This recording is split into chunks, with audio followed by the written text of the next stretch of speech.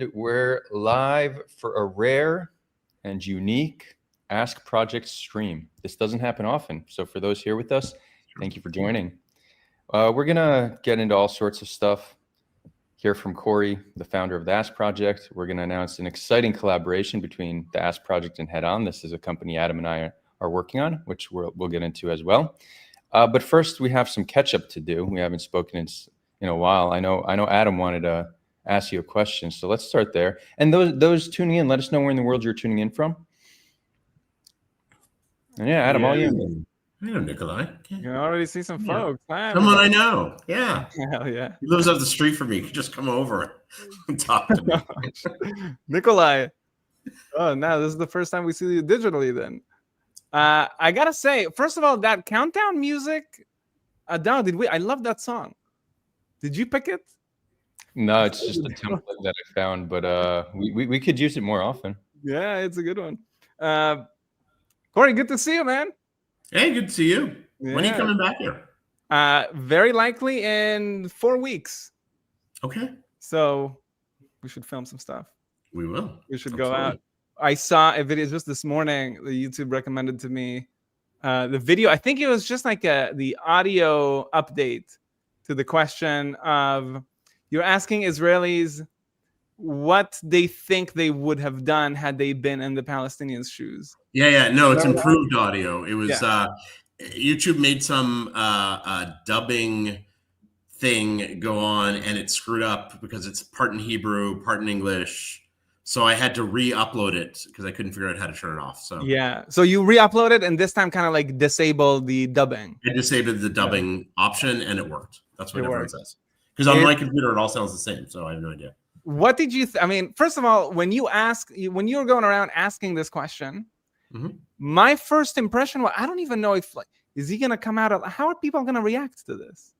And I'm not alive, of course, but get yelled at. I love getting yelled at. It's one of my favorite things. It really is. And I know there are kind of like dicky questions, and this was filmed. I mean, it was just released, but it was filmed like 2 months ago, 3 months ago. Yeah. So the height. It's in the war. Yeah. The woman who's in the screenshot there. Yeah, she was good. She was good when she yelled at me. That was really funny. And then her friend steps forward and goes, I think the opposites. I have to say. I'm not going to say why. I have to say what it is. I'm like, all right. I disagree with everybody. Yeah. That's what she said. She disagrees with everybody and she walks away. Do you remember the drunk guy that tried to beat us up in Ashkelon? Yes. Yeah. That's true. That's only because we asked him if we wanted to film him. Yes. Yeah. So that was how dare we? Very controversial position. Yes. It was very interesting because some of the comments were that. So I think I don't know how much of the comments you've read. I haven't read any. Yeah. So a lot of people are saying, look, the Israelis did not respond to any one of these questions, and but they rarely do. Most people don't actually respond to the actual questions. I think very common. Surprisingly, for this video, a lot of them did.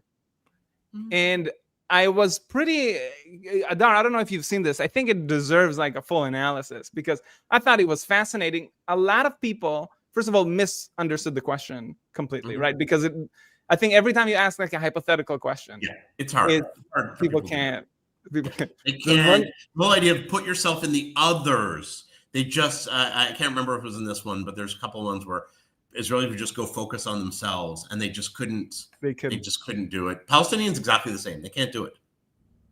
Well, yeah. I mean, from my experience, often when you say put yourself in someone's shoes, they then say that they would act exactly how you would want them to act, not actually how they would act.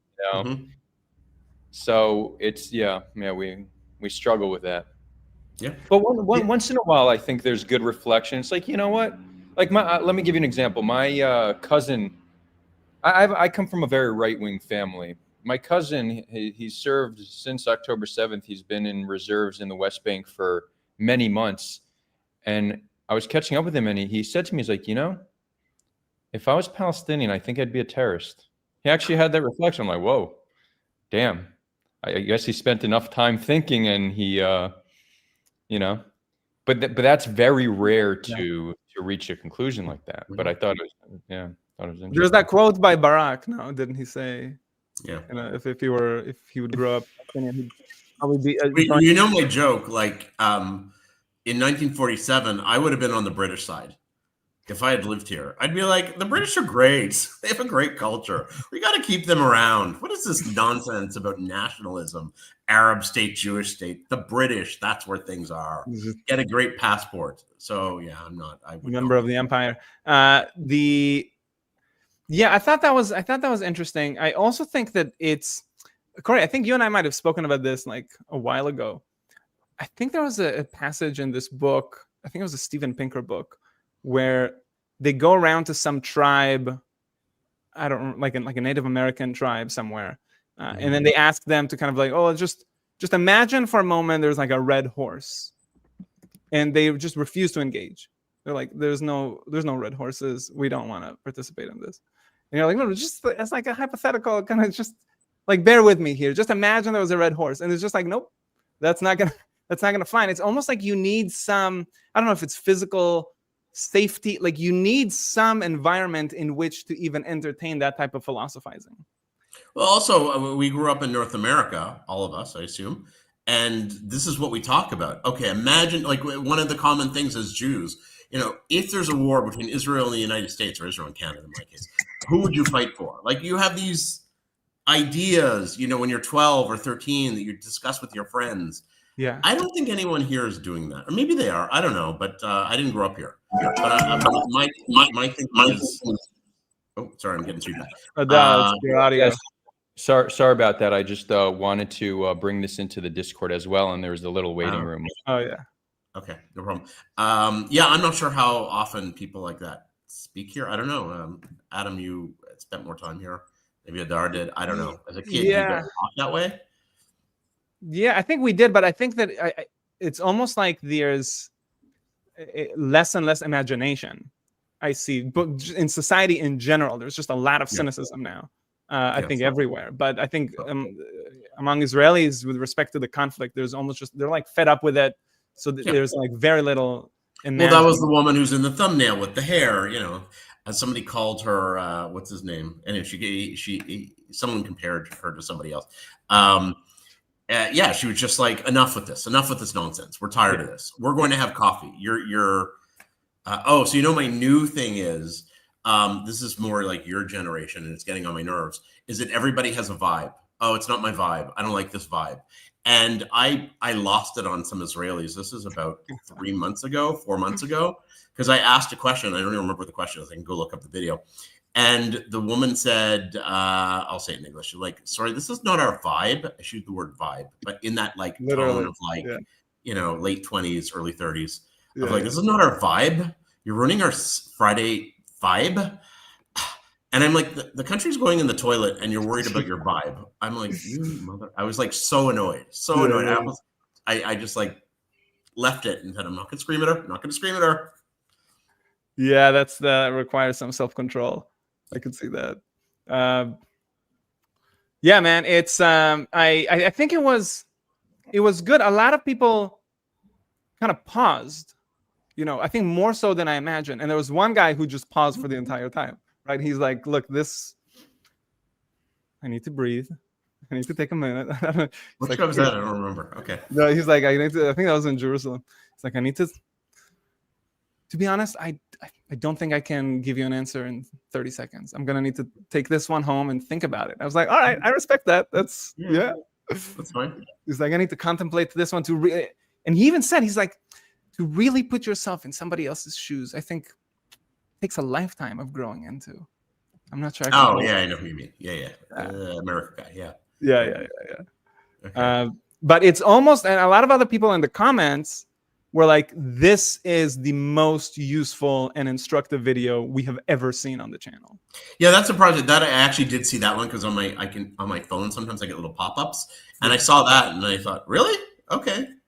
Yeah, and a lot of people, I'm surprised what people get a lot out of. Yeah, and a lot of people they mentioned like conflict theory and like peace and conflict. Like it's almost like they recognize that asking a question like this changes something in people's minds. And I think it came from more of like an activist, like you can make impact by continuing to ask more and more people this question, as opposed to let's just carve out a window into their mind. No. This is about how can we modify their mind. And so I think people liked the video for that reason. I think somebody said, there's some really funny comments there.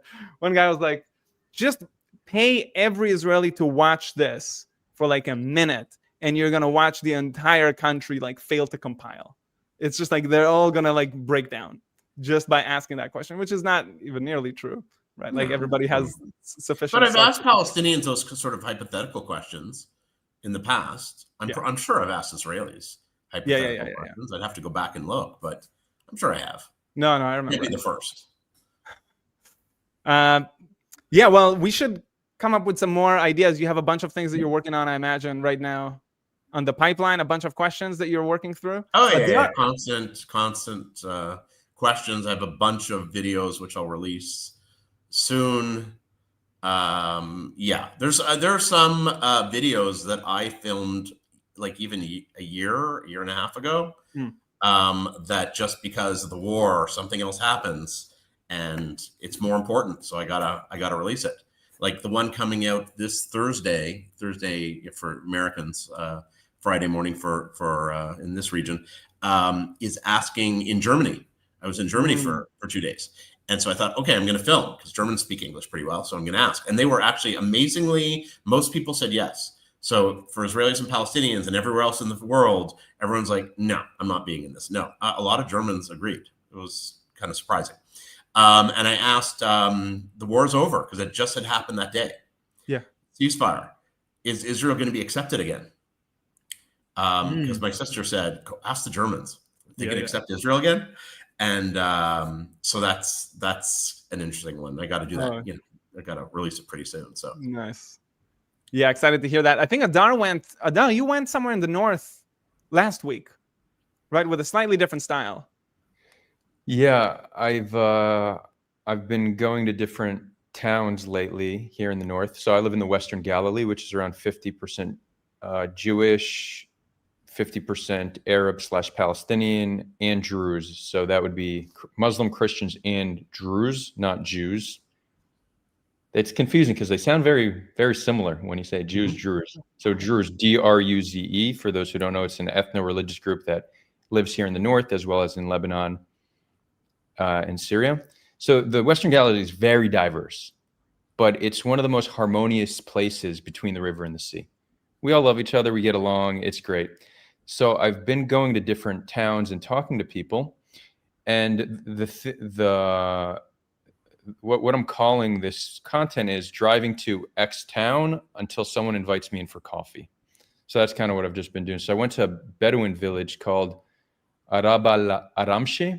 It's right on the Lebanese border. It's the end of the town is the wall to Lebanon.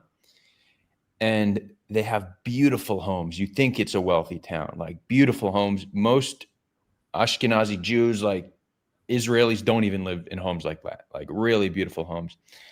But they're not rich. They just invest all their money and time into their homes. And this is I learned from going there and speaking to them. But they just really care about having nice homes, so they build these nice homes. But I just went and drove around talking to people.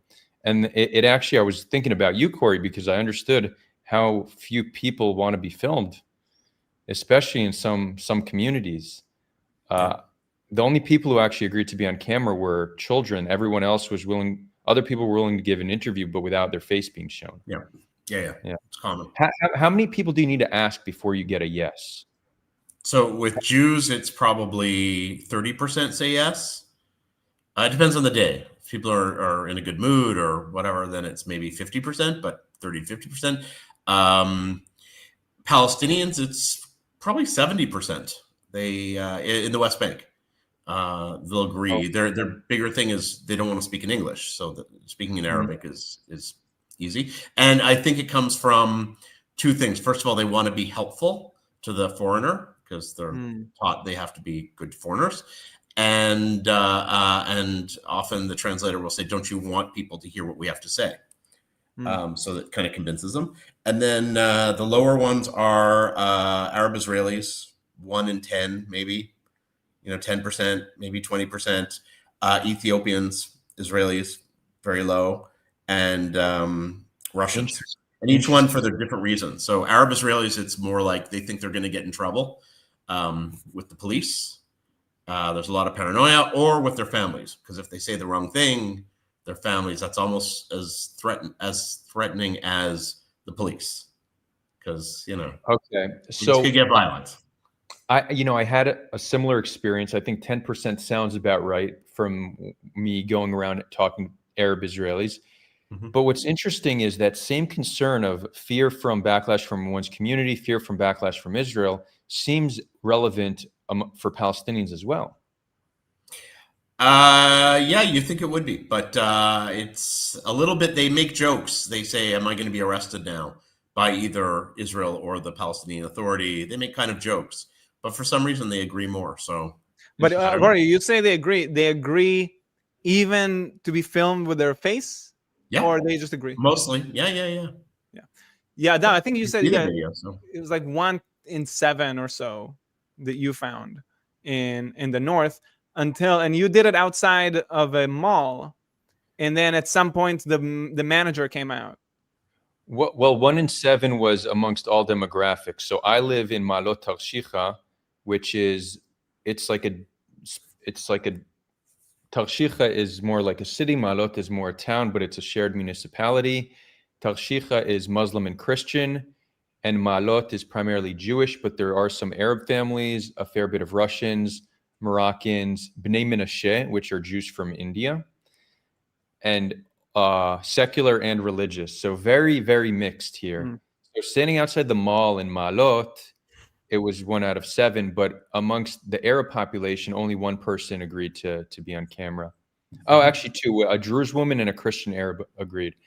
But yeah, a lot of no's. But rejection's healthy. It's good for us. You know, it's okay. Yeah, I'm used to it. Yeah. But you were worried that the manager would get upset.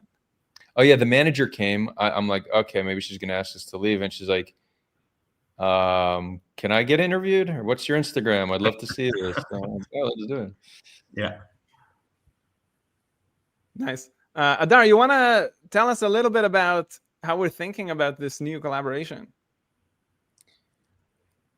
Yeah. Well, first, I think people know the Ask Project. I think, and this right now is live streamed. It's being live streamed on the Ask Project YouTube. After the stream, it will be also shared on my personal YouTube as well as Head On YouTube. So maybe let's give people a little bit more context as to who we are, or at the very least, what Head On is, And maybe Adam, you want to get into that, because by you explaining how Head On was created, I think that will also give a little bit insight as to who I am. And then it'll be the most efficient way to just get maybe I'll say how we all got to know each other. That might be a nice. It's also in how Head On was born, and then maybe I'll talk about the collaboration. So I don't even know, Corey, at what point I reached out to you and I was like, I gotta help out in some way. And I think it was very early on, probably like 2014, maybe 2015. I don't know when. Sounds about right. Yeah. Yeah. And so I used to come to, and I think at some point you said, oh yeah, like, if anybody wants to come and join us for a drive or to sponsor a trip, you should do it. And so I hit you up one day and I was like, dude, I'm coming. Let's go to a bunch of places, and I got very curious. And so we started doing that. And then a few years later, Adar, I saw one of your YouTube videos pop up on my feed, and it was one of your first ones when your channel was still called The Great Debate, right? It was the Great Debate. And I think it was you and Rudy. You remember? It was like one of the earliest videos. It was you and Rudy, and I listened to that one. It was maybe 2018, 2019. And at the end of that video, it's like, damn, this guy Adar, he's so fucking good. There's something, oh my God, like there's the way he speaks. There's something about it. So I sent you an email and I was like, dude, how do I send you some money? I mean, it doesn't look like you have a Patreon account. So you got it. And how come you don't have millions of views? It's crazy. And so and then afterwards I was like, oh, by the way, you should have Corey on your channel. Right? This is like one of the first, this is when you were just starting out. Anyway, so the long story short, I mean, we've just over the last few years, we've been hanging out and doing a bunch of content. When the war started, about a day later, I moved back to Israel and Adar. You were there you're like a couple of days after me. I think we met up. Or maybe were you already there? October 7th. I wasn't there on October 7th. I came like a month afterwards. Oh, a month after. Okay, so at some point we met up there, and we're both just thinking, what are we gonna do? I mean, we have to do something about this. And I was just starting to talk to people on like the Omegles and like Monkey and Chat Roulette. You guys know, all these services. So I started talking to people, and it's very interesting when you do it from Israel. It's very different from when you do it abroad, because immediately it like defaults you, because first of all, like the IP is mapped to the country you're in, and so you could see a little flag. So everybody sees that I'm from Israel. At a time of war, immediately everybody starts cussing and yelling and whatever. And people also stick around when you just do the same thing abroad. If you're in Israel, if you're in the US and you go on Chat Roulette or whatever, most people just skip, right? If you're in Israel, people slow down. They see it and then they start cussing. And I would start talking to people and having incredible conversations with people. Even people that, sometimes they cuss, sometimes they show me their penis as like a sign of disrespect. But whatever, you de-escalate, then you keep. And at some point, I was like, man, this sounds like. It sounds like a task for an AI. I mean, I'm like trying to invent all these different ways to de-escalate, and I came up with a bunch of them. Like one of them is like, I'd have a conversation, and then I'd be like, 1 second, my mom's on the line, she needs my help. And then I talk to my mom. I pretend to talk to my mom, and then somehow it's like, oh, they see that I'm a human being, right? Or I take the camera and then I go to the kitchen and I heat up some soup, and then they're like, oh, okay, I heated up that soup a bunch of times. It's the same soup over and over again. It's just a prop. And I was like, man, I think the AI here could be really helpful, because all these different tricks, this should just be A/B tested to figure out what actually makes for a constructive, productive, transformative conversation. And so, Corey, I think as soon as I had that idea, I reached out to you and we sat down for dinner or for coffee or something. And Adar, same thing with you. And so all of us just somehow got this thing running. And this was in the early days of the war. It's been now a couple of years, and we've been facilitating thousands and thousands of conversations and training an AI to help steer them into more productive and fruitful directions. And right now we're building a product around them, and we've learned an enormous amount and have recruited a very large and wide advisory board of people that run all sorts of things in like the conflict resolution space and are like very deep and steeped in the theory and in what works and what doesn't work. We ourselves have learned an enormous amount just talking to people and trying to facilitate these conversations. Some people are in conversations now like 50 hours a week, right? Just the audio, video conversations, which is an insane number. And so we're just constantly getting more and more conversation and experience doing this and training the AI in the process. And the goal is to be very transparent about what we're building. And so every Friday, we all get together and kind of like discuss where the product is and what needs to change. And there's been a lot of interest in doing more and more tight collaborations with the content that you put on. Corey, I don't know if we told you, in some of the early days, we took a bunch of content from the channel and fed that to an AI so that when people say questions like, yeah, if only we had Palestinians in the room who could say X, the AI would know what segment to pull out and to surface this right at the exact perfect time. Yeah.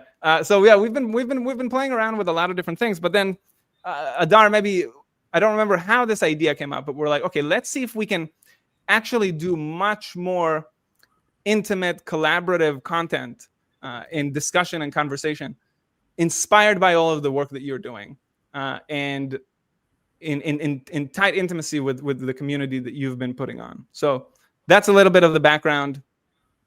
Adar, if you want to complete the thought. Yeah, I'm doing something I'm dealing with some technical thing right now. Hold on. Okay, so hold on. Sorry, I'm just we're having technical difficulties on the back end that I okay. am dealing with. Okay, but I reset it up. Yeah. Just the Discord thing collapsed, but I think we're back. Okay. So we're at the part where we're talking about our collaboration. Is that? Yep. Is that where, yeah. Oh, and Corey, you got a super chat. Oh, sweet. Thank you. So let's read this off. We'll incentivize super chats. You want to read that? Oh, you want me to? Sorry. Yeah. I have a question. This is from Luke, by the way. From an Israeli perspective, how is peace with the Palestinians defined? Oh, wait, is that question? Hold on. Now I'm confused. Is this question I'm going out to ask Israelis how they're going to define peace? Which I might have asked already. This sounds very familiar. Yeah, Luke, do you want an answer now, or do you want what we think? We might as well answer what we think, and then or is But that how it works? I'm pretty sure I've asked this already. How do you define peace? Because that sounds pretty basic. That's one of the things I would have asked at the beginning. I remember nothing. I have no memory. So I'll start this. Israelis define peace as lack of violence. Palestinians not attacking Israelis and Jews, and Israelis being able to go about their lives. Whatever the Palestinians do, they do. Just no violence. Oh, and also some of them do want to be able to go to, if you're talking about Palestinians, they want to be able to go to Ramallah and Bethlehem and eat hummus, because for some very strange reason, they kind of romanticize Arab culture, even though 60% of Israelis are of Mizrahi background. But for some reason, Palestinians, Muslims have better hummus. I disagree completely, but doesn't matter. Nobody listens to me. I'm Canadian. So this idea of going to Ramallah and eating hummus is like, wow, that's amazing. And then if you extend it to the rest of the Middle East, it's going to Beirut to eat hummus and Amman to eat hummus. And that's really what peace is to Israelis. I'm oversimplifying, but basically slightly. That's what it is. Just slightly. Yeah. Adal, would you disagree with any of that? Do you have a different take on how Israelis see it?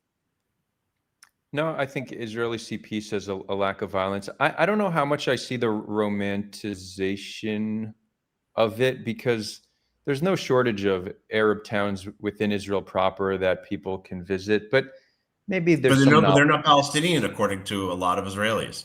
The real Palestinians. Even though they are, you know. Of course they are, but I'm saying a few people came with me to Ramallah and said, "Oh my God, I feel like I'm in another country. This is the most exciting thing I've ever happened to me." Right, and I'm like, it's 10 minutes from here. Yeah.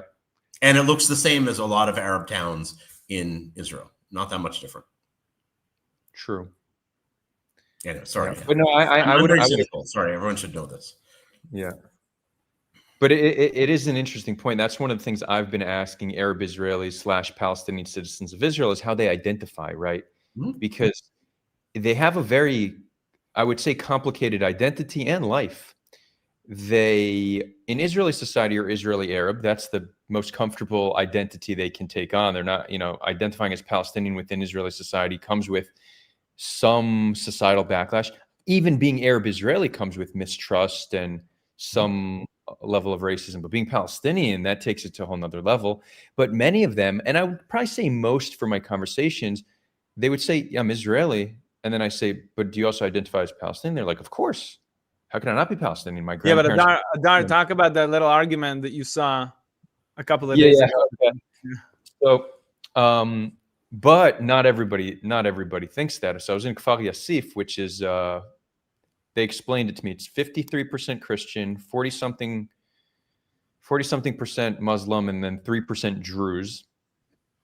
And I was interviewing these guys and said, do you consider yourself Palestinian? He's like, of course. And then his friend standing next to him was like, what do you mean Palestinian? There's no such thing as Palestine. Who was the first leader of Palestine? The typical Hasbara remark. And then they get into it. They start arguing about Palestine. Is there Palestine? Right, but the thing is that other guy is also Palestinian. Yeah. They were both Christian Arab Israelis. Yeah, but one was very much, and both of them, they neither were anti-Israel. They both like most. Well, I don't have enough data, but at least in the Western Galilee, it seems that most Palestinian Israelis they want to be Israeli. It's not that they want to move to Palestine. They want to stay in their town, but they want things to improve, and they still consider themselves Palestinian and they rarely consider themselves Zionist, which is interesting. So like, yeah, I don't want to dismantle Israel. I want it to change so it's better for me and my people. But I'm not a Zionist, because why would I be for a Jewish state? I want this to be a state for Jews and Arabs, you know? So that's a pretty consistent response I get. But it's cool to see the diversity of thought in these communities and them getting in like arguments, because I learn a lot from it. And it's easy to have this perception of others as, oh, they're just a monolith, they all think one way. But no, it's very, very diverse in thought. And I've been learning a lot. I've learned tremendously, Corey, from your videos. And it's just also been great to get out there and see it on my own. And we got to get out there together, you know. We got another. Yeah, I saw there was somebody else. But wait, do we want to do that where somebody, if we're answering questions, what are we doing? Well, we're gonna. I'm happy to answer questions. It doesn't have to be for money. Wait, hold on. So we're gonna announce. We're gonna talk about our collaboration. But I also want to say, Corey, you have done tremendous work. You've put in hundreds, if not thousands, of hours, and you're not compensated properly for the service that you do. So if people are giving super chats now in a token of appreciation, we will gladly accept these super chats, you know, for the work that you do, Corey. And we'll answer questions, but obviously we'll prioritize super chats. And this isn't, it's not a three-way split. Corey's getting these. If he wants, he could treat us to, treat us to lunch or dinner next time. Somebody wrote, sorry, I'm kind of seeing things out of the corner of my eye, but somebody said, you seem, I don't know if it was a slam, but you seem to like money or whatever. What's the story? Also, I don't think these people obviously don't live in Israel, where I make, you know, about $35,000 a year in a good job. That's considered a good job. I don't work in high tech. So I do this on the side, and I can't afford to lose money on a YouTube channel. Because, you know, it costs money. I have to hire a translator. I have to travel. I have to buy equipment. So yeah, of course, in the videos, I'm always like, hey guys, you guys support this. And I'm not supported by any government. There's this whole myth about the Israeli government supporting all these people. And it's funny because I know a lot of these Hasbara people, none of them are making any money from the government. That's bullshit. It's all bullshit. I would take money from the government. I would take money from Hezbollah. I would take money from Hamas. I don't care. They can't tell me what to put in the videos. That's my only thing. But the point is that all these people who are doing, and I'm sure, Adar, this is you too, this is not a lucrative area. And I have a job. I have a full-time job. I can't do this full-time. There's no way. So of course, if somebody wants to donate money, I'm very happy. I'm very happy for that, because it costs a lot. Yeah, I mean, time is money, and it's also providing great value for people. Yeah, I make $100 a month on YouTube. You know, I'm rolling in dough, a whopping 100. So, yeah, it's almost enough to rent a car for one day. Yeah, exactly. And everything here costs a lot. It's expensive. So now, stuff costs money. I think we could all agree that, you know, we're all in this space. None of us are primarily motivated by money. We do this out of passion. Yeah, right. Yeah. We do this out of if money was the primary motivation, there's much more direct ways to achieve that. But you know, we're motivated by passion, but it also takes a lot of time. Yeah, I think the way I would put it is, like, it's obviously not to maximize money or maximize profit. It's just to manage your losses, because everybody's losing in this space. Ideally, we just don't lose all that much. Anyways, go ahead. Let's talk about what this track is. We have one more super chat that we got. Oh, okay. Sure. I didn't read what it said. I just saw something. Evan Loginov, thanks for the super chat. Do you ever admit to being Jewish in cities in the West Bank? Almost never. No, I'm not allowed. My translator tells people I must say that I am a heterosexual Christian. Wait, I missed the rest. Can you put it back up? Do you encourage? Yeah, being gay is probably worse than being a Jew for Palestinians. For Palestinians. I was going to say just Muslims, but it's probably for all the Arabs. I didn't read the rest. Sorry. Do you encourage open anti-Semitism from Palestinians? What does that mean? Do I encourage? Oh, being an obnoxious Jew? Oh, likely. Like, No, I'm not sure. Yeah, Evan, can you elaborate on that? Explain that. Sorry, I was going to make Yeah, a joke. I am an imagine. obnoxious joke. I imagine, like, if you're trying to goad them out, like, are you trying to kind of like? Oh, no. I'm trying to get answers. I'm trying to get people in the same with Israelis, and I kind of know what they're saying. So sometimes me with the follow-up questions is me trying to figure out if they're saying what I think they're saying. Yeah. Or leading to something else that, might be interesting. And that might be considered goading on. It depends on how you're defining it. So. Oh, okay. Now, Evan said encounter, not encourage. Do you ever encounter? Oh, do I ever encounter? Oh, yeah. I'm being like anti-Semitism, of course, 100%. I was called. I wish I kept the video, but a guy asked me to erase it. I was called the sons of apes and pigs, and this is years ago. And then he saw me. He goes, "No, I don't think I should be in your videos." So I had to take it out. And then most of it's in there. The Jews. You can't trust the Jews. They're devious. It's in the videos. Most of that stuff is there. But it doesn't come up, even if I'm talking about Israel. People don't ask me if I'm Jewish. They ask me if I'm on Israel's side. That question I get a lot. Oh, you side with Israel. And then they get this look like, in their eyes sort of thing. So. But you never say, how do you answer that? That I side with Israel? Yeah. No, I avoid it completely. And I say, because, by the way, for the record, I think Israel's a whole other shit show. Totally. I mean, I have a lot of credit. And that's one thing I like about Israelis. That's the one thing there's a couple of things I like about Israelis, but I can tell Israelis how ridiculous they are and what I think of them to their faces. I don't do it usually while I'm filming them, but right after I will tell them. I have no issue with that. And I yell at people all the time. I can't do that with Palestinians because they could beat me up. Israelis, but it's interestingly enough, Israelis have threatened me more than Palestinians. I've been threatened more by Jewish Israelis than I have been by Palestinians, but it's never actually come to any violence. So on either side. I remember a few occasions, maybe it was in Bilu, where after you speak to some people and then you tell them, you laugh at their face after the video and you're like, you're just a gorilla and you're not even seeing it. No, I said that to you, but I say it loudly so they can hear it. Maybe.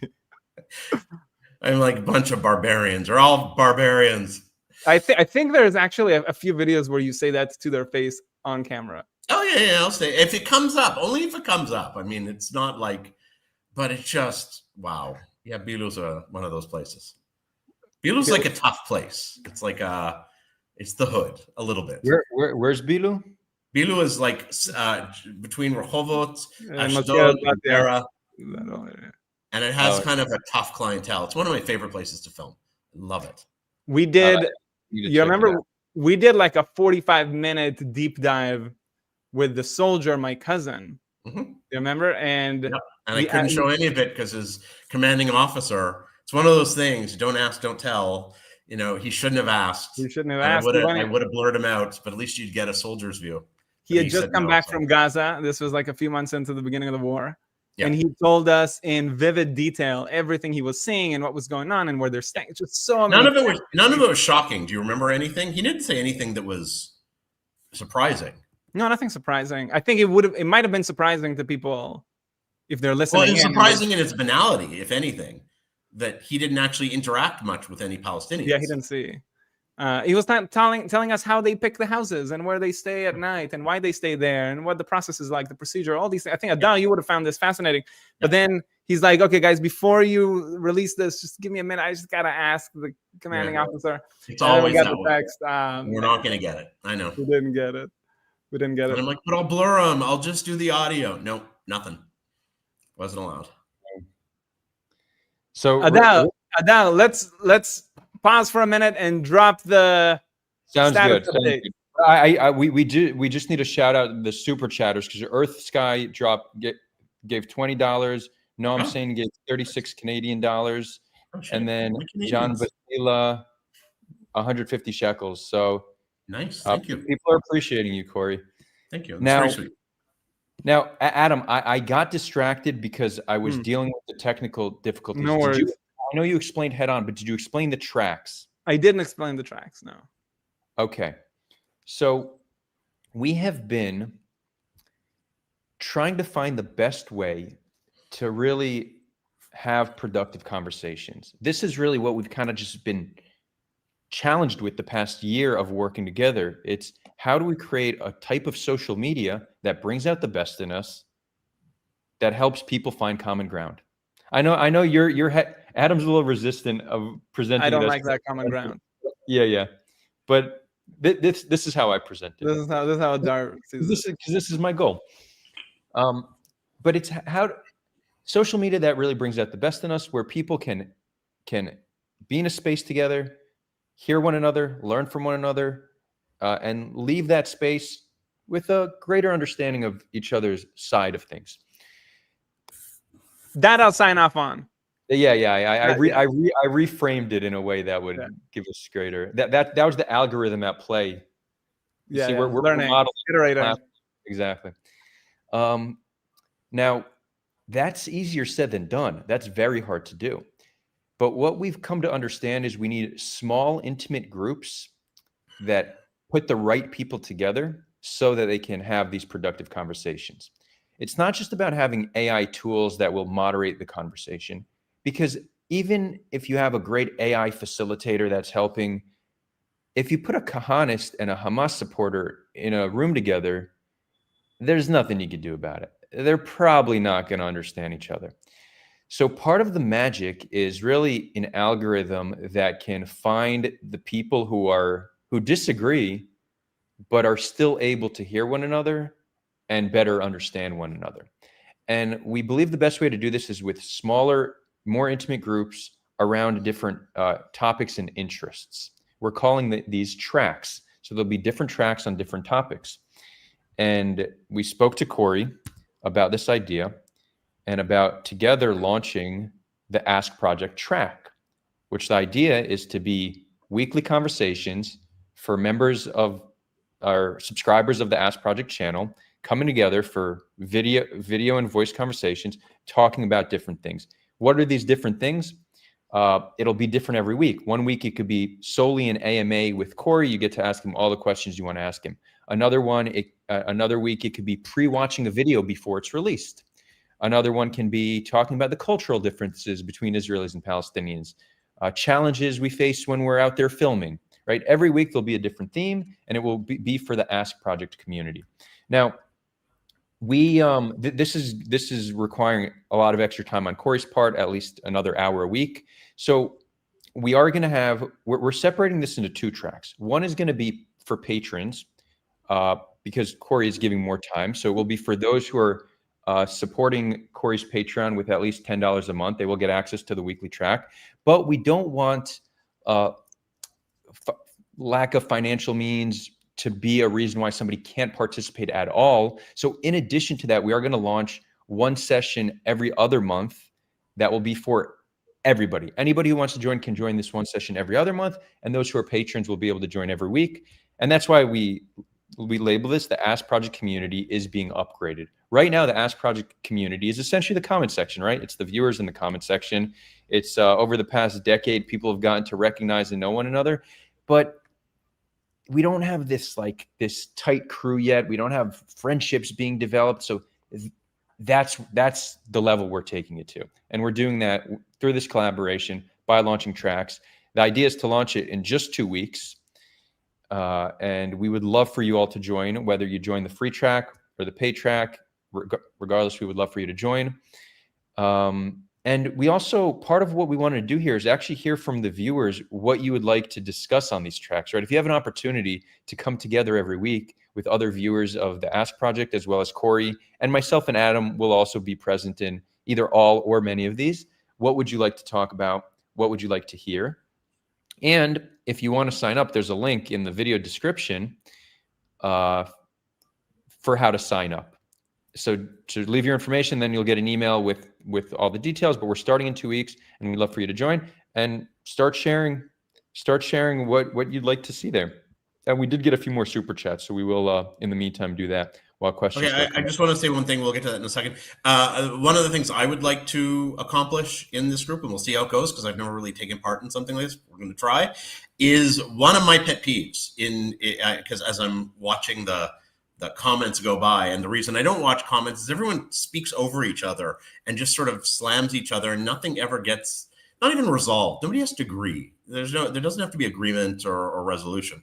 But what I would hope is that different people, each side, let's generalize, have a different perspective, and we would hear each other's perspective. That is the purpose of the channel. I want to know what Palestinians think. I want to know what Israelis think.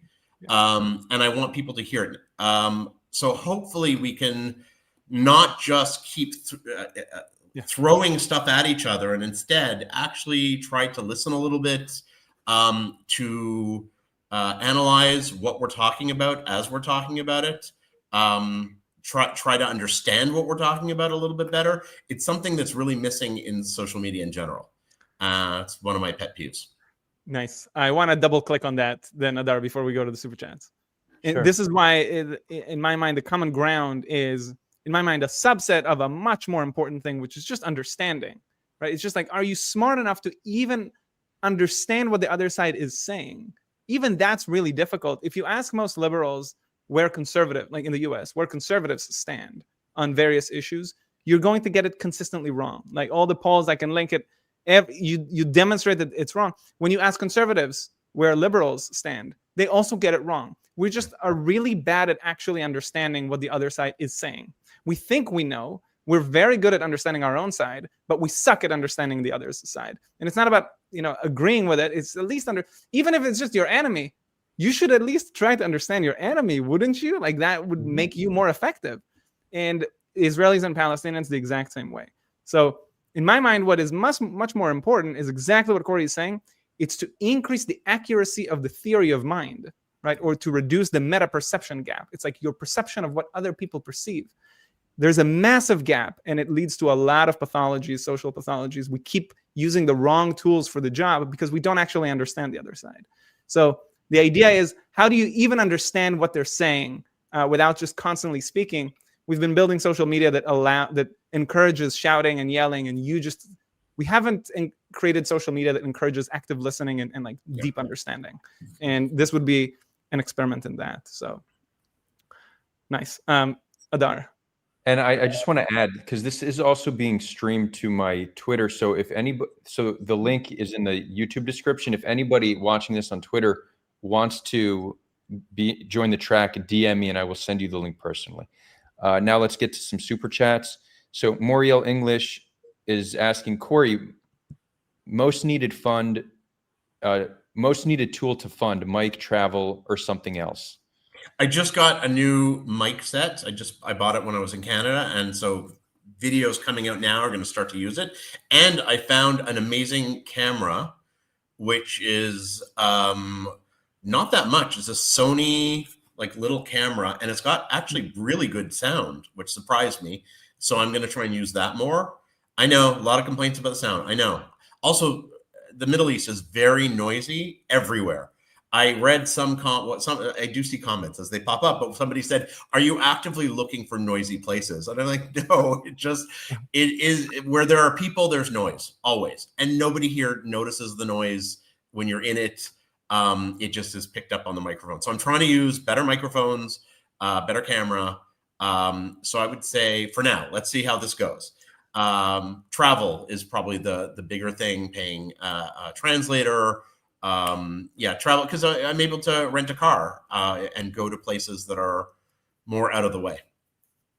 Yeah, Corey, you remember it was a few years ago, and I think I asked you if you wanted to get one of these. There's like boom, like what do you call it? It's like the boom mic, yeah. And because I thought it might be better, but you said that kind of stuff scares people. That's my thought, is because I've been with news channels in the West Bank and in Israel, and you have this big camera and a mic and then the other thing is nobody has any patience in this region. So to mic someone up is never going to happen. No one is going to wait around for 5 minutes to be mic'd up. So I just hand them the microphone. It's already on. And I just say, just speak. And so that's been going well so far. that's what we have to do. Yeah, all this stuff that professional people use, I don't think I could use it with the type of interviews I'm getting, because I'm stopping people really quickly and saying, give me 2 minutes of your time. Let's do this quickly. And I pull out the camera and just start asking. If I start setting things up and making it overwhelming, people are just going to freak out and walk away. Right. But you do have a new mic now, so it should still be. I have a new mic, yes. Rode mic, Rode 2 Go, I think it's called. So I guess stay tuned. But I am happy. Sorry, I am happy. Originally, the reason I don't read comments is originally I thought in the comment section people are going to say, "Oh, you really need this microphone," and send me a link, or this camera would be excellent for what you do. Yeah, nobody does that. They just complain. So if you want to be helpful, send me links to good microphones, good cameras, things that I can use to get this done. But can you lean a little harder into the travel costs? Because like, what can people do?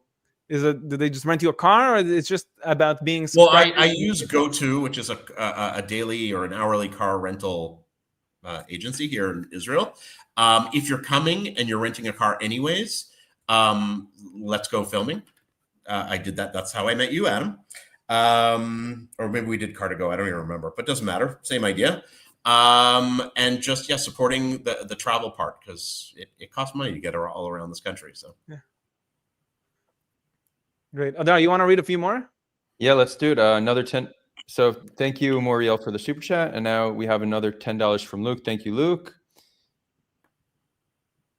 You want me to read it, Corey? I'll read it. It comes. Do you think?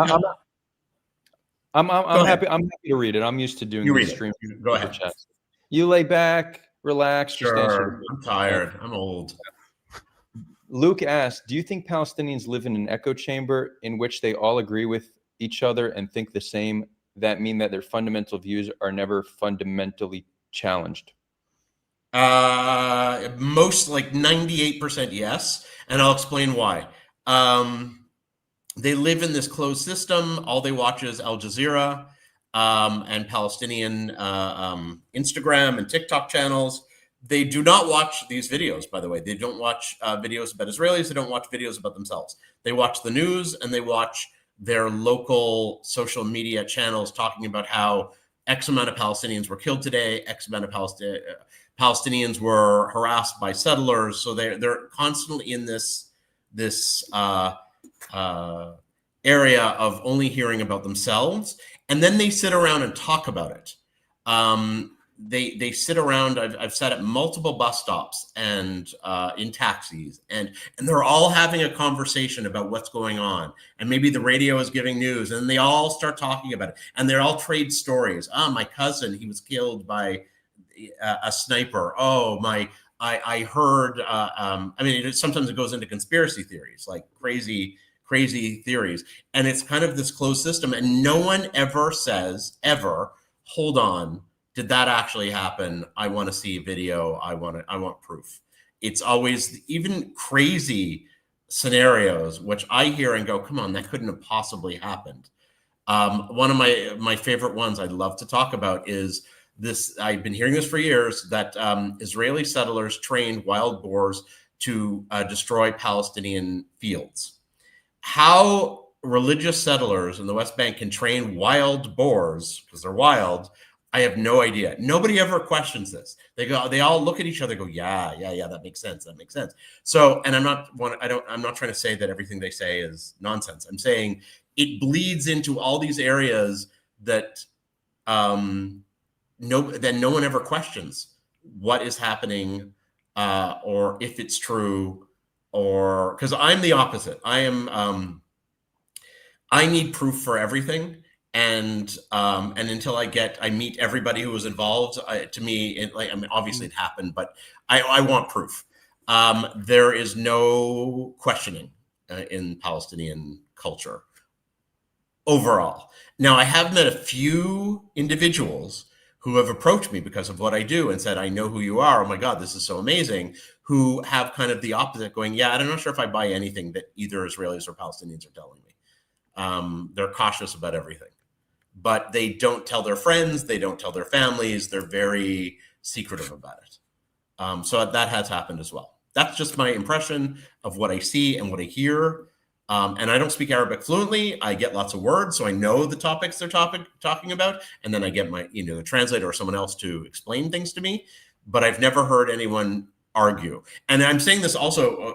Part of what we do, by the way, is when we notice differences in other people, is because it's not what we're used to.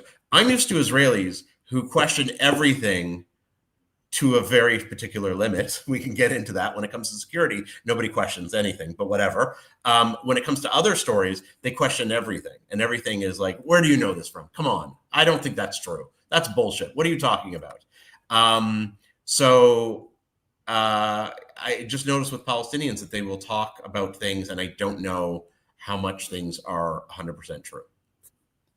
So, Cora, I'd like to build on that because I think you made an interesting point that Israelis, when it comes to security, they don't question things, but on domestic issues, there's just vibrant debate.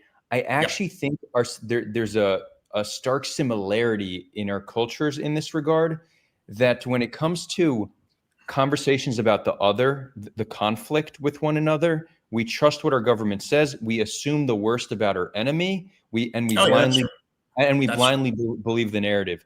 I get the sense that Palestinians on domestic issues, they're arguing, there's vast opinion, but when it comes to the occupation, when it comes to Israel, there's like generally the range of views is pretty narrow. The media is presenting one thing and it's widely accepted.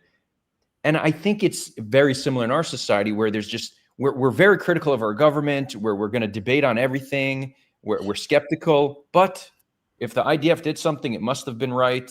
If Hamas, if we hear some story about Hamas, something horrific, we just assume by default that it must be true, right? So like it's a similar dynamic where very, very narrow range of thought about the narrative of the other, but vast debate within our own culture and stuff like that. Yeah, somebody mentioned in the chat the 40 beheaded babies. Yeah, by the way, that's sort of that's kind of annoys me about social media and the internet is one British, I think she was British or American, I can't remember. She was a foreign correspondent, said it was I-24 News. It was I-24, I don't know. Somebody said it, everyone was shocked. And then a day or two later, it was like, oh, no, that isn't true.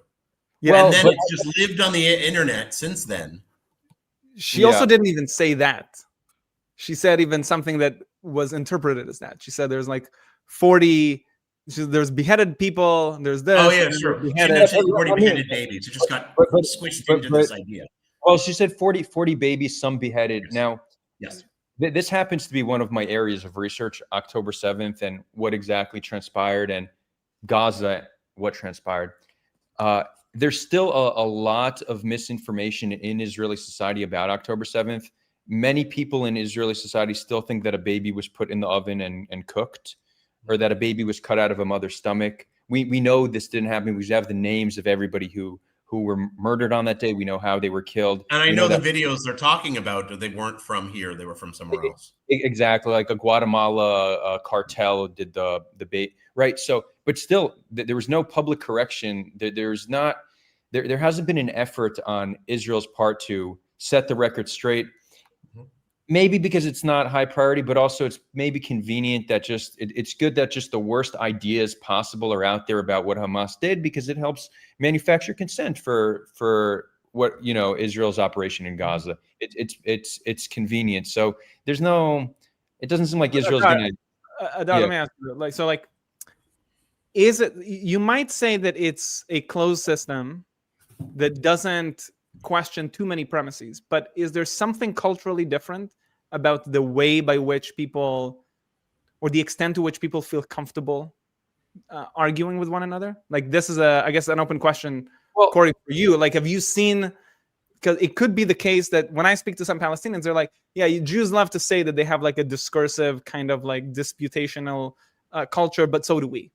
Have you seen, so it could be that both of them are discussing things among themselves, open to disagreement, and still don't really puncture out of their echo chambers. Or it could be that one society doesn't have an echo chamber. Do you have a sense of that? You're asking me? No, I don't know, because I don't understand Arabic enough to know exactly the nuances. I get the subject matter of what they're talking about, and I get that everyone seems to be in agreement and nods along. But in private conversations of friends, I'm dealing with public a lot. I'm not dealing with friend groups as much. So within friend groups, yes, there might be more. There might be. So let's take something which is very controversial in Palestinian society: gay rights, or being gay, just being gay. So for most people, it's just taboo. You're not allowed to talk about it, period. But I know some friend groups, because people will tell me things of, well, they will talk about it. They will, and people will disagree with each other, and it's still okay. But in terms of public discourse, no, there are certain, I can't tell because I can't understand exactly what they're saying. And it tends to be, the obsession is what Israel's doing to them. That's the obsession, of course, because that's people in conflict. That's what conflict is. You have to reinforce your collective identity to be able to have enough strength to go against your enemy. That's what you have to do. So they're doing it. What it bothers me is that nobody's questioning anything.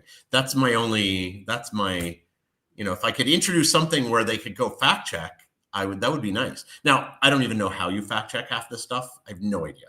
Because every time somebody Palestinian tells me something that happened that day in the West Bank or in Gaza, I go check the Hebrew media to see if I can find anything on it. And 9 times out of 10, I find nothing. So that doesn't mean it's not true. It just means there's nothing in the Hebrew media. I just don't know what to do with it. A Palestinian was murdered in a certain town. You'd think it would be in the news in Israel. I don't know. Maybe it's true. Maybe it's not. I have no idea. So I have no way to know. Yeah, and Adam, I do think there's cultural differences.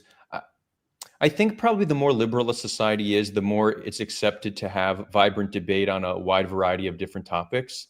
So Israeli culture is more liberal. We should expect a greater range of debate. And also Jewish culture in general, it's very like, debate is sport for us. We do it at the Shabbat table. It's very much part of our culture to challenge ideas and stuff like that. So I think it's safe to say there's going to be some difference there. Now, I said the more liberal a culture becomes, but when you go all the way to the left and you become woke, then it becomes narrow again, and there's not much debate. There's like, that seems to be new. That's a new aspect. Yeah, it's new. But we got to. We're updating our understanding with the times. Yeah. All right, wait. Next super chat. Yep, cool. $50 from AZ. Keep up the good work. Love what you do. When I think of some questions I'll ask, maybe I can join you sometime on the Ask project in the West Bank. Where do you live, AZ? And thank you for the generous 50. Yeah, thank you very much. Do you live in the West Bank, or you just want to visit? So because the denomination that was donated is USD, it gives me the thought that they very well may be in North America, in the US, but maybe not. I think that's how it works, though. Okay. Well, let me know when you're visiting. Cool. Corey, just on that note, a lot of Israelis are very scared, obviously, to go to the West Bank, to go to places like Ramallah. Yeah. What's that? They won't go. They won't go, right? You've just seen consistently people just... Is it out of fear, or is it the fear of Palestinians or fear of the law? Fear of Palestinians. Israelis aren't very afraid of the law. They're breaking laws all over the place. What do you have to tell them? How much of their fear? I mean, having been there now so many times, is there something you can tell Israelis about the actual threat level? Well, I'm afraid in the West Bank. Every time I cross back into the green line through the checkpoint, I'm like, I like, it's like a weight off of me, because if something happens to me there, I'm screwed in the West Bank. Kidnapping, getting beaten up, being murdered. Obviously I haven't encountered any violence, but it's technically a possibility. If they figured out that I live on this side, who knows? But as soon as I'm back on this side, it's not that there are not violent people on the Israeli side. It's that there is more law. There is a sense of law. Even in the West Bank, in the Jewish parts of the West Bank, the settler parts, there's this sense of it's the Wild West. You get to do what you want. Which I don't like. I don't think that's a proper way to run a country. So that's part of my criticism of settler culture. But I always feel very relieved when I come through. The flip side of that is what I tell Israelis is all Israelis and all Jews will say, they'll know I'm Jewish. I look like a Jew. And I always say, yeah, they don't know what a Jew looks like. They have no clue. They don't know what a Jew. Like I can usually tell who's Jewish and who's not. I can tell who's rich. By the way, I can tell in the West Bank, and we can, if you ever come with me, we'll test this, but I can see down the street and I can tell who is an Arab Israeli. I can tell by the clothes they're wearing. They just have a different look to them. They're the same people, 100% the same people. 75 years ago, they were the exact same people, but they look different today. And you can see it. But Jews, they don't know what Jews look like. They don't encounter Jews. They have no idea what a Jew. They say they encounter Jews as soldiers, but the soldier is really far off over there, and they don't know what Jews look like. So, and I think with soldiers, you have a very identifiable outfit that you're not looking at their facial features. It's just green. It's like, okay, that's danger, Yeah. Right. Okay. We have another super chat from Bungee Jumper, $5. Thank you, Bungee Jumper. Your channel brings so much light, Corey. I'm an ex-Muslim who's now vegetarian who rescues animals. Your channel builds bridges. Vegetarian? Okay, sorry, I'm kidding. Okay, thank you. Very nice. There's lots of animals to be saved. There was a woman. Okay, I'll give you a nice story. Because I tend to focus on negative things. There was a woman from Bethlehem pre-October 7th, Christian woman, who would bring puppies to Tel Aviv to get them fostered or owned by Israelis. And she was always in the park on Fridays. There's a park in Tel Aviv that has a dog. People sell dogs or adopt out dogs.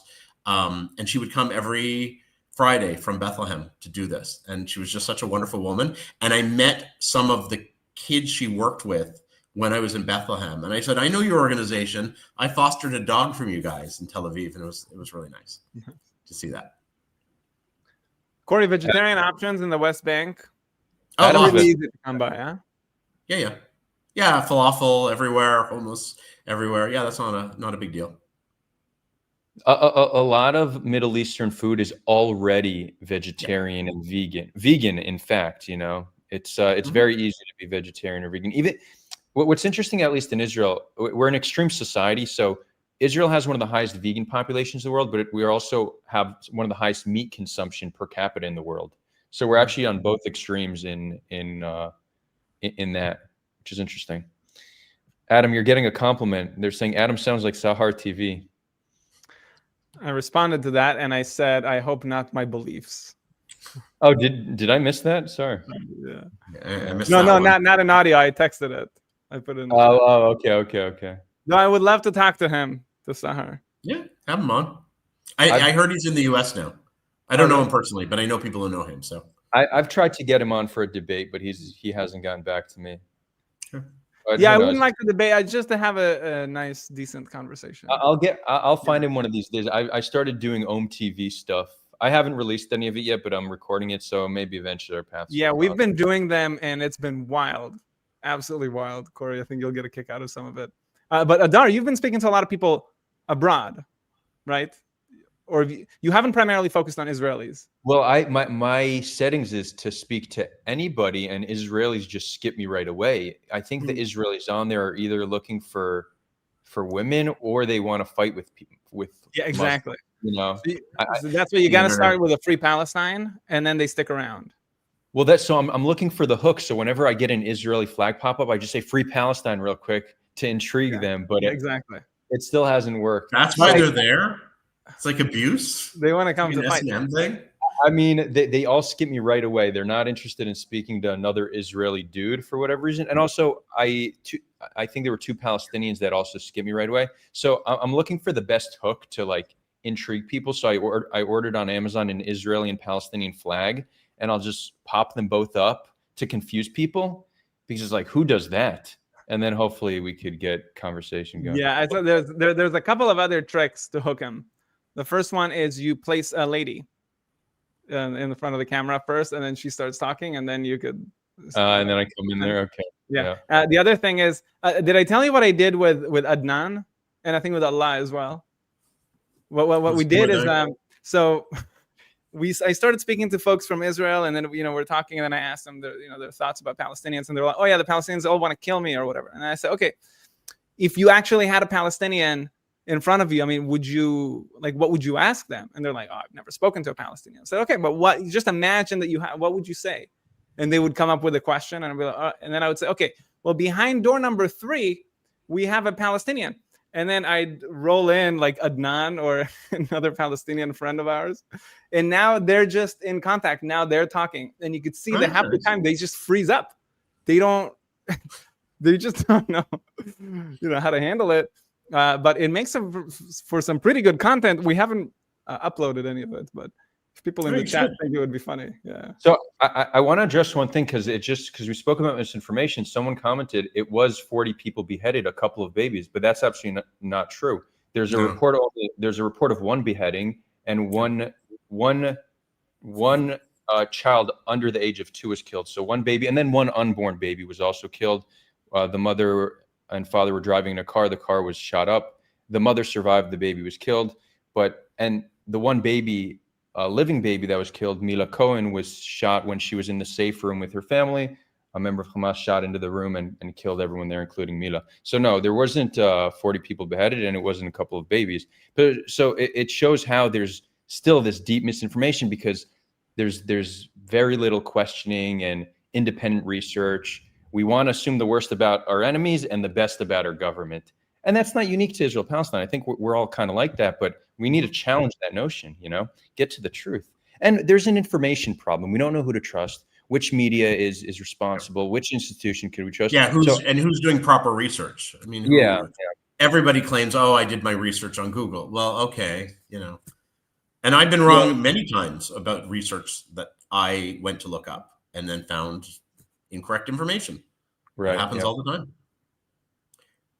I even the sorry to dwell on this, but the beheading video, he wasn't an Israeli, he was actually a Thai worker, but living on the kibbutz. Right. I actually checked that one with somebody a couple of people who are Palestinian to make sure it's a Gazan accent. It's not like it can't. I mean, he was wearing a Hebrew shirt, so it was obvious it was in Israel, and it was from October 7th. But just in case, I didn't want to be proved wrong later, so I asked a lot of people to review it who were Palestinian to make sure, and they said, yeah, that's a Gazan accent. So, but the one thing that's interesting though is when I speak to many Israelis, I haven't met a single Israeli who even has heard about the 40 babies thing. It seems to be like maybe in like the Western discourse, Twitter sphere. Yeah, I've only seen it online, but I don't have I don't know. I don't have conversations about beheadings with most Israelis either. So but when I ask them about it, I said, well, how do you explain this? And they're like, never even heard of it. Okay. And there's a lot of things that people talk about Israel outside. That Israelis have no idea what you're talking about. Yeah, exactly. My favorite is an early video I asked about, what's his name? All these like anti-Israel Jews who are famous like on the internet. And nobody had any clue what they were. And one guy said to me, some Ashkenazi leftist. There's some like anti-Israel Ashkenazi leftist. And because obviously it's Mizrahi. And I was like, oh yeah, exactly. He had no idea who they were, but Norman Finkelstein, I remember asking about that. No, they don't know who these people are. They have no idea. Right. Well, for people that are dropping in now, Dar, do you want to give a quick update again about the track? In case somebody's missing. Just notice that. Yeah, it's I mean, we also don't know who's coming and who's going, but yeah, we are launching weekly conversations led by Corey. Adam and I will also be involved, but weekly conversations for the Ask Project. It will be anywhere from an AMA with Corey to discussions on the conflict to getting to watch unreleased videos together and then sharing thoughts on them. Every week will be different, and we'd love to hear from you what else you would like to see in these discussions. And if you want to sign up, there's a link in the description. And this is the idea here is it's participatory, right? It's not broadcast. It's not us on a stage and you in an audience. Yeah, this is not on the internet. This is not, no one will see you. So if you want to come in and, not be known that you're there, it's fine too. Intimate groups, you get to meet other folks, and we're going to get to structure conversations about lots of interesting topics, bring in guests, have many fascinating experiences that we want to have for all of you. So yeah, that's the idea. So there's a link in the description, right, Adar? Yeah, there's a link. Yeah, you can go and sign up and then join if you're already a patron, then you have access to a weekly conversation. I haven't actually sent anything out on my Patreon, but yeah, I will. Yeah. So if anyone happens to be here. Adar, we had some more questions. Yeah, let's see.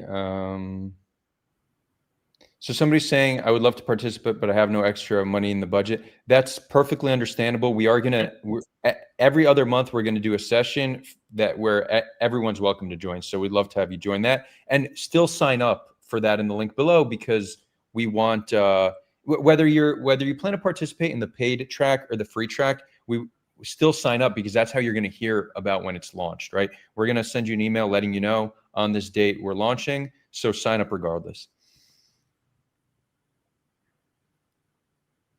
And now, look, I do see there's a lot of chatter about, we got into like misinformation October 7th. We're not going to make that the topic of this conversation, but if people are interested, I'm happy to do a solo live stream on this and just dive deep into this. But that could be one of the topics for like the sessions, one of the sessions. And, yeah, and we could do it on tracks, but I stream every week and I'm happy to dive into it because I did research it pretty extensively, but it's not what we're going to get into right now, okay? Abstract Law is saying we need to become a patron for which channel? For Corey's channel. Yep. But we're gonna send that information. We'll send out all that information. We're consolidating all the interest on the link below, and then you'll get an email. You sign up here. We're launching on this day, etc. Somebody's saying, please say hi to Mon Ami for me. Yeah, I saw that. Corner of my eye. I'll let her know. Somebody asked if she was a refugee. No, she's not a refugee. Okay, cool. Let's see what else. Somebody asked about your relationship with the translator in the West Bank and saying that they love the banter. Yeah. She's funny, and I try to keep as much of that in as possible without getting her in trouble. because she's so funny. She's always like, I'm not asking that. I'm not asking it. Fine, I'll ask. And sometimes I say nothing. I just stare at her, and she's like, okay, fine. So part of it is also to get her over her own discomfort of what's allowed to be asked in Palestinian society. That's a big thing. Do you think she's overly cautious, or she's? Yes. I think Palestinian society is difficult in that sense of there's a lot of things you're not allowed to talk about, particularly publicly, and she's an overly cautious person. She just is. But you think the latitude, they give you much more space to actually explore and ask than many Palestinians realize, or what?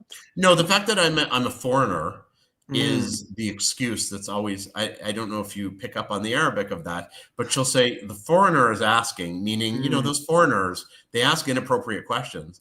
And I understand exactly what she's saying when she says that every time. And I go, oh, go with it. Go with it. Oh, wow. Yeah. You blame me 100%. I'm with it. That's, there was a joke we had at the beginning. She did this the very beginning. She would take, I don't have my questions there. She took like a list of questions and she would say something to me in Arabic. And I was like, is she saying what I think she's saying? And I go, what did you just say? She goes, I was saying the foreigner is forcing me to ask all these questions. Until I do, he won't pay me, which is not true. And I said, did it work? And she said, yeah, it works. And I'm like, oh, then keep doing it. Well played. Wow. Every time. That's brilliant. Yeah, totally. So we have a great time. We have a great time together. And we, by the way, you're probably wondering, we don't agree on anything politically at all. Maybe she can join the track. She will. She'll be on it. Yes. Nice.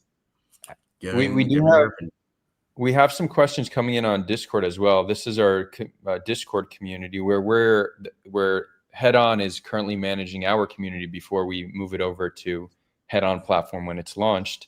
Okay. But we have an awesome crew here and we have a bunch of listeners. So this is coming from Shadow Disc. Corey, for what size bribe would you be willing to let someone determine the question of one of your future videos, assuming it's normal and relevant? It's not much of a bribe. It really depends on what it is. So there have been questions that I told people because they're iffy. I told them they had to pay $300 and they actually paid. I couldn't believe it. And they're, questions for free that I'll ask. As long as it's relevant to what's going on, not what's going on now. It's got to be a question that in 5 years, the same question is going to make some sense. So, and things that I haven't asked about, hopefully, because I'm getting tired of asking about the two-state solution to both sides. And nobody seems to believe when they hear the answer. It's like, no, ask again, ask it this way. So it's more about the originality of the question. If you want to donate money, great. If you don't, it's fine. Just send the question in. So I will say Shadow Disc is one of the best. The person who asked that question is one of the best question askers that I know. So I imagine it'll be an interesting one. Good. Shadow, feel free to post it here. Yeah. The only reason it might not get approved is sometimes the questions he asks are a little bit deep. It might be too deep. So Shadow, if that's the thing. People have to be able to understand the question. And sometimes when it's too philosophical or it's too difficult to understand. I remember I asked the question, a Canadian guy asked me, do you think you have the moral high road? And I was like, I don't even know how to translate the moral high road into Hebrew. How do I explain that? Because it's such a North American term. So I have to find a translation that works for people to understand. And if it's too complicated, people get lost in some element of the question. So, and that's why they don't answer it. It would be a very resounding 100% would say, yes, of course we do. I think that's pretty, in both societies. I'm not convinced. That would be the both societies, yeah. I've met enough. So? No, I've met enough people who, certainly not enough, but enough to make me think that, because if you asked it as tzidkat haderech, right, like the righteousness of the way, tzidkat haderech. Sounds religious though, no? Yeah, a lot of people would say, maybe they would say 50-50. Maybe we say we have a lot of fault on our side too. I don't remember how I asked it in the end. I have no. Oh, you did. You went out and I did. This is years ago. I said I'll try it, but I just felt so uncomfortable asking because I don't know how to translate it in the way that it's intended. That's the idea. Yeah. So, yeah. But I have another one about the morality of Israel's establishment, which is coming up soon. Oh, cool. Nice. Good one. Oh yeah, people got mad at that one. Oh. Love it. Corey, somebody asked, how do you feel being an occupier? Well, how do they feel being an occupier? That's what I would say. Because everybody is an occupier. The Arabs invaded this place how many years ago? 1,400 years ago? What are we talking about? Yeah, about that. Every place is occupied by somebody who wasn't originally there. Every place in the world. It just has to do with time in history. How do I feel about living here? I actually had, because I was involved in this, now I'll give the more real answer. That's just the dicky answer that I give because it pisses me off, these stupid questions. Because it's true. I mean, if you speak to a First Nations person in Canada, they're like, who the hell are you, white person, to be telling me, asking that question? Now, this would be different if you lived in the West Bank because there you would need to live, being... Not from a Palestinian perspective. We're all occupiers, according to them. Fair, but we can acknowledge the three Jews in this conversation can acknowledge that there's a difference between being a Jew living in Israel proper and a Jew living in the West Bank. Yes. Israel is recognized by international law.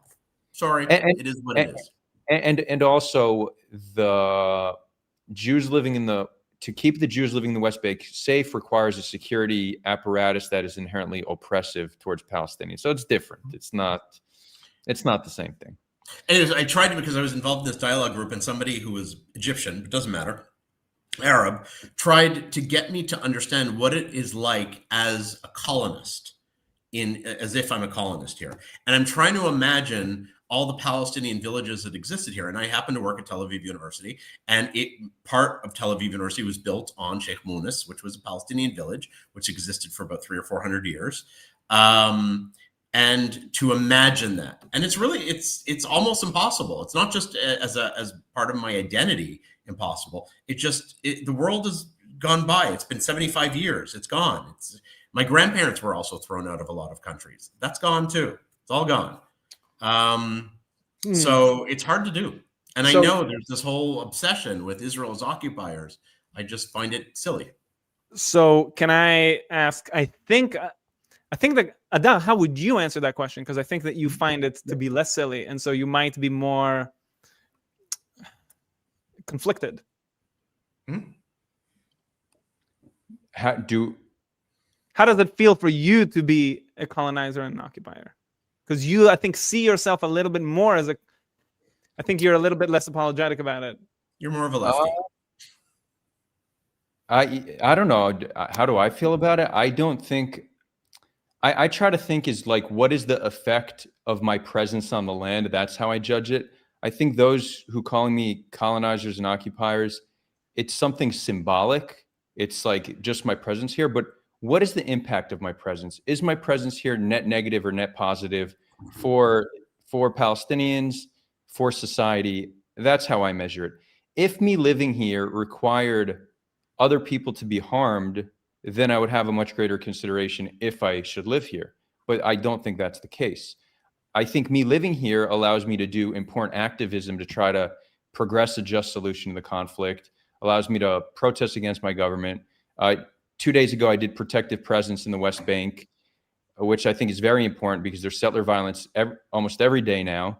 So Jews going there, working with Palestinians, being present to protect them is important. Now, I uploaded a video about this, and some people said, "Get off the land, leave. You're a settler. You shouldn't be there." So they would prefer for there to, but think about how little sense this makes. How it's just reflexive.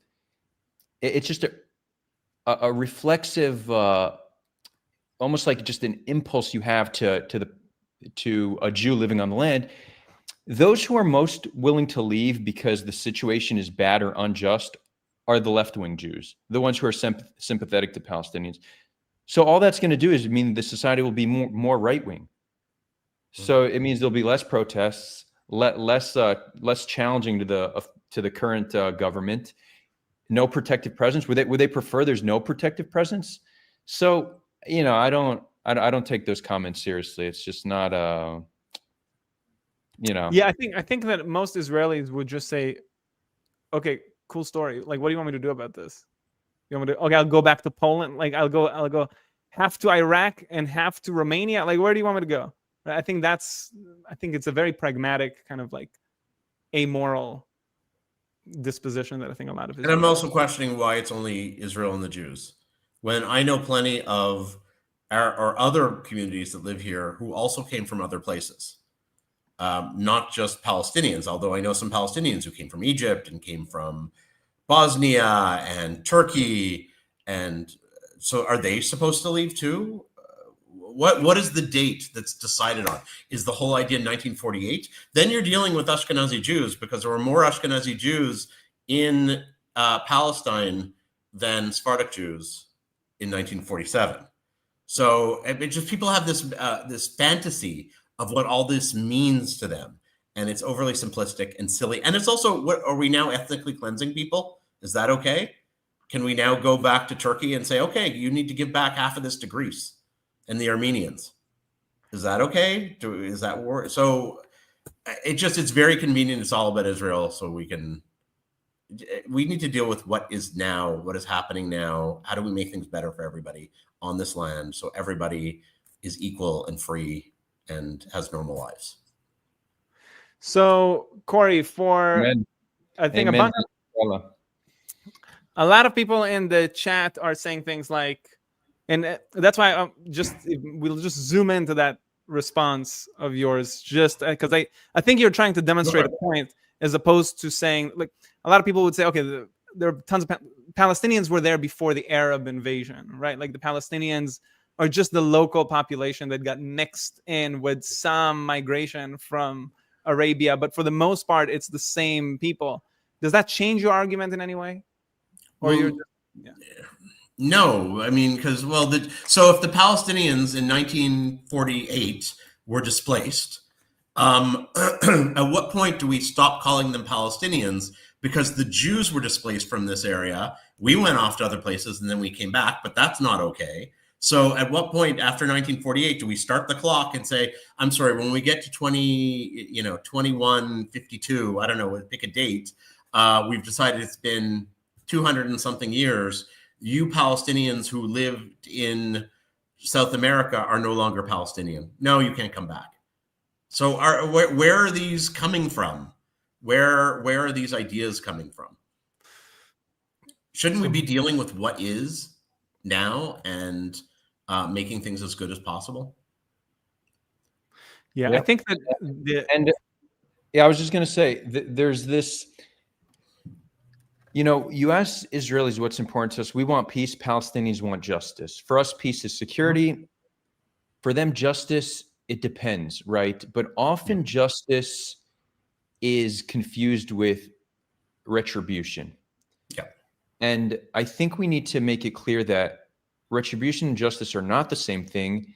And you don't need to create an injustice towards the Jewish people in order to have justice for Palestinians. There is a solution that's a win-win. And these are the solutions we need to look for. There are many solutions possible. Yeah, that are win-wins. And for two reasons we should do this. A, it's just, this is the humanist position to want to find a solution that works for all inhabitants living between the river and the sea. And two, that's the solution that's most likely to succeed.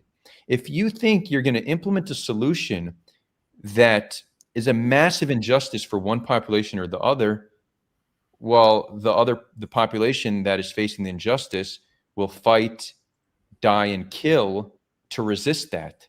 So the best way to find a lasting and just solution is one that's a win-win. We don't need to impose an injustice on one people for justice for the other. Right now, we've had 100 years, one side really having far more injustices than the other by a pretty significant margin. But you don't fix that by turning the tables, even though many people would like that. Now, I do think there should be accountability for war criminals and like leadership. That's great. But this idea that that the people need to suffer because they're beneficiaries of the system, I don't. Can I then like summarize my take on what you guys are saying? Because the person asked, what does it feel like to be an occupier? This has been our response. I think what you should be hearing in the response, whoever was asking, is it's not something I can work with. That type of framing is just unworkable. So I'm not engaging with it in the way you would have wished. And I think that's also one last thing. AZ, the person that put down the $50, AZ, thank you, sent me the rest of the question, which was, I think it'd be nice to do an episode on asking Palestinians if they're aware that most Israelis are of Mizrahi, Middle Eastern, North African background. I did. And if so, does it change how they see Israelis? No, they go back to Yemen then. No, they don't care. That's your answer right there. Although they keep repeating over and over that every Israeli is from Poland and Russia and America. Yeah. And that is not true, but doesn't matter. And then when I point out all those brown people and black people over there are soldiers, if I'm near something, they're like, yeah, they bring, they have a few of those dark people. They'll go back to Yemen. That's fine. So they don't care about that. They use what they can to make them feel it's justified to get rid of the Israelis as quickly as possible. That's my sense, anyways. AZ, that's his sense. Somebody gave money. Yeah, we got a big super chat. This is from Shahan TV. So not Sahar TV, Shahan TV. Maybe they're up and coming. Iranian affiliate. Yes. Yeah. $100. Thank you, Shahan. Very sweet. Thank you, Corey, for years of insightful coverage of the human perspective on the ground. That's the point. It's about the people. It's hearing about them. Oh, I see the Mossad here in the comments. Mossad, good to see you. It's been a few years. The Mossad used to be a frequent commenter on my channel. We used to fight all the time. But hope all is well. Hope all is well. I got a letter from the Mossad, the true story. When I made Aliyah in 1994-5, saying they might contact me. I wish I had kept that. I know. Really? They never did. Never did. Well, this is just more. I mean, that's one way to monetize. What do you mean? Like produce the letter and sell it? No. They might contact you because they might want to use you as an asset to collect information on certain things. They wanted my passport, I assumed. Your passport? Just because he's Canadian. Because I'm Canadian. Oh, I thought because you're doing interviews and stuff. No. This was in 1994. Before long time ago. Never heard from him. But Corey, now this is all fuel to the fire. Of course, I'm a Mossad agent. Yes, it's a common thing that Palestinians say I'm a spy. It's common. I don't know what good information I could be getting other than there is a bagel store in Ramallah. Yes, they sell bagels in Ramallah. I'm now a spy. Thought Radius, who's a Palestinian, is saying, I want Jews to come back to Hebron, but not as military rule. So that's cool to hear, Yeah. That's cool.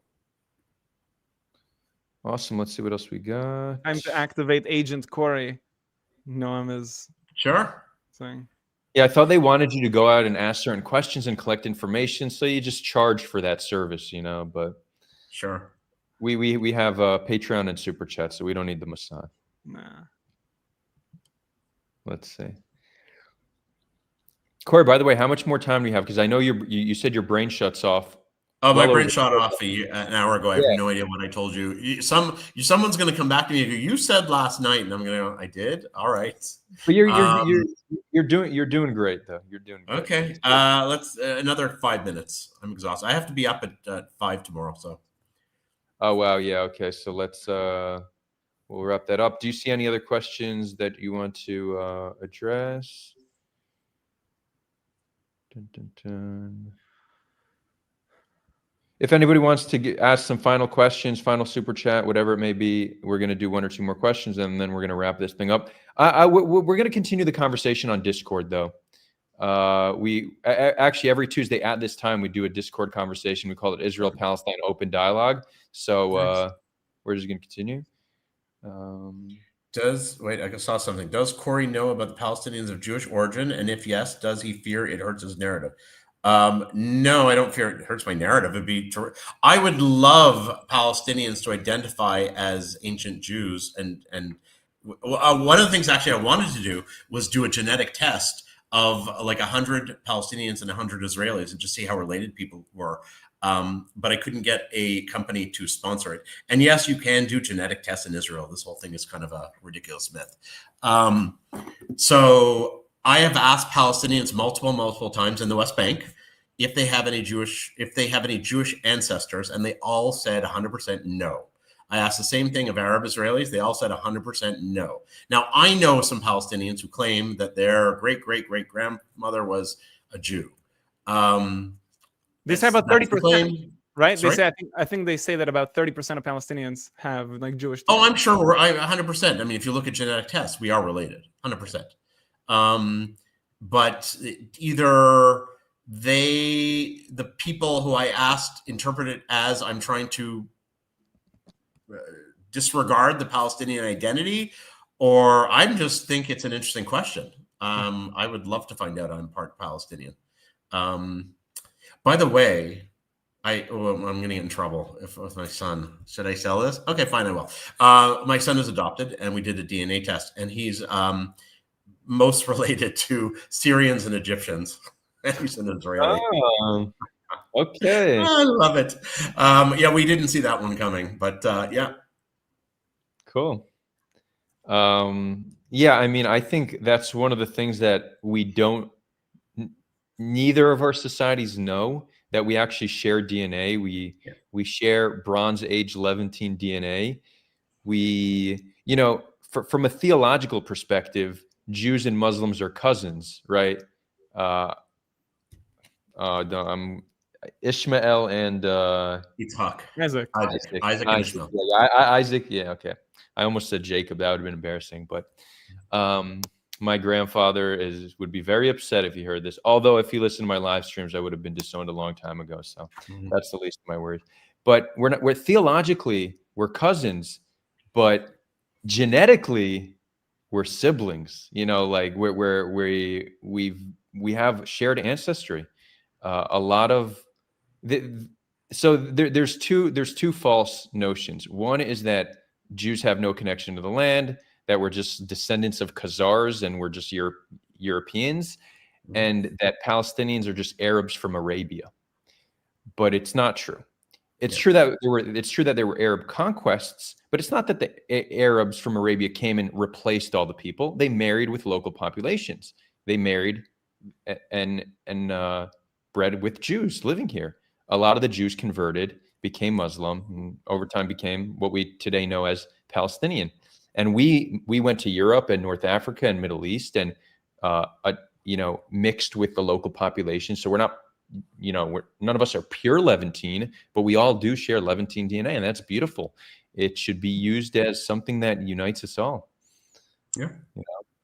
Yeah, unlike you guys are part Mizrahi, I think, but I'm fully Ashkenazi. I am also related to Palestinians genetically. I did a genetic test. Yeah, there we go. So this is an interesting comment. Noam is saying most of our DNA is the same as chimpanzee DNA, but we definitely don't look cute on tricycles. But I don't think that's what they mean when they talk about no. Yeah, no, I know. I don't. If you mean that as a joke, Noam, cool. But if you mean that seriously, it's that within the human DNA, there's still a vast difference, right? So Jews and Palestinians share more DNA than, let's say, Jews and Nigerians or Palestinians and Chinese. So within the human population, we are closer related than than we are to many other populations. But I think we an Israeli-Palestinian tricycle ride would look pretty cute as well. Depends what they're wearing, yeah. He says it was a joke, yeah. And then Zeev says, unless it's Nigerian Jews, maybe. Although we don't need it. That's controversial. Are Nigerian Jews, do they come from the Levant or are they converts? I don't know. I'm asking. I've heard mixed I don't know things. anything about this. Thought Radius says Palestinians are closer to Ashkenazis than to Arabs. Is that true? I need to look into that. I'm not sure that's true, but that'd be cool. I want us to be as close as possible. Look. This is a complicated one. Of all the conflicts that have ever happened, this might be the most complicated. Just the layers to it. And I know a lot of people say there's this thing. We hear it on both sides. It's not complicated. It's just an occupation. It's not complicated. They just need to stop killing us. Okay, but you're just oversimplifying. It's just an occupation. Fine. But then what's the solution and how do you implement it and how do you make sure that you build systems and institutions that protect the rights of the people? Like all of that is complicated. So don't try to oversimplify this and say simple. It's not. Now, part of making it a little bit easier to solve is if we could find things that unite us, right? Our love for hummus, our love for the land, our stubborn nature, our shared DNA. Abraham, exactly. I'm an atheist. Abraham. I don't share Abraham. Yeah, but you guys are on the decline anyway. I know, totally. We lost that war. Oh, in Israel Palestine, we lost that war. Yeah, totally. This Israel particularly has become more religious, more traditional in the last 30, 40 years. So yeah. I also think, just to that last point, a lot of Palestinians would make the case that the Jews were living fine with them before Zionism. And not just that when the Jews needed a safe haven, they welcomed them with open arms. That may or may not be true, but the fact that Palestinians... I don't think that's true about Palestinians. I know they say that, but that's not true about Palestinians. The fact that they say that, I think, is one of those things. We don't need to necessarily dismantle that belief. We can just leverage that belief, right? Adar, if you're looking for common ground and for shared narrative, we should continue to amplify that belief that they have. So, and vice versa on the Israeli side, right? Like the Israelis think that they continue to make concessions to the Palestinians because they want to live in peace with them and coexistence. Well, I do that with Israelis all the time. That logic. I'm like, great, let's stick with that. Yeah. So why don't we just apply that now to these people? Yeah. And there's always an excuse. Yeah, that's a theory of mind question, because when you ask Israelis, the reason they are skeptical of the two-state solution is because they don't think the other side accepts it, and vice versa. you go in and you ask, but assume that they do, and they keep telling you, but they don't. Yep. I guess I'd see one more comment that I'd like to address. Someone saying Adar is one of those pro-Hamas Jews, if I remember correctly. You remember very incorrectly.